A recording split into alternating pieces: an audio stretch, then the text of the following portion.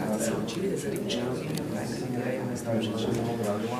Janez Tomšič kandidira zato in odločitev je bila edina logična. Gre za človeka, ki ima veliko izkušenj, ki prihaja iz prakse, ki je zelo samozavesten, odločen, ne nazadnje moj najožji sodelavec, podpredsednik Slovenske stranke. Jaz verjamem, da so to lastnosti, kompetence, kot se temu reče, ki kažejo na to, da je preprosto takega človeka potrebno podpreti, da ga je potrebno izvoliti v državni zbor. Verjamem, da ima Janez kompetence tudi za več, biti minister v naslednjem mandatu in zato predlagam, da mu prisluhnejo in ko mu bodo prisluhnili, jaz verjamem, da bodo tudi dali glas. Mogoče predstaviti pomen današnje zaveze? Zaveza je pomembna, gre za ključno razvojno vprašanje tega konca Slovenije, Ribniškega, Čevskega, skratka problematika tretje razvojne osi. Jaz trdim, da je to razvojno os moč zgraditi v naslednjem mandatu.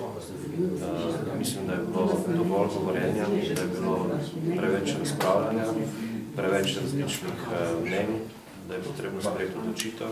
Odločitev mora biti hitra, najti najbolj racionalno traso, ta je, potrebujemo monetiziranje in preprosto začeti graditi. Jaz verjamem, glede na to, da se je pomorska avtocesta zgradila v 4 letih, da je tudi to razvojno Če bi Slovenska ljudska stranka v koaliciji, ki so To naj ostane naše strateško vprašanje in ne bomo o tem razmišljali še na glas.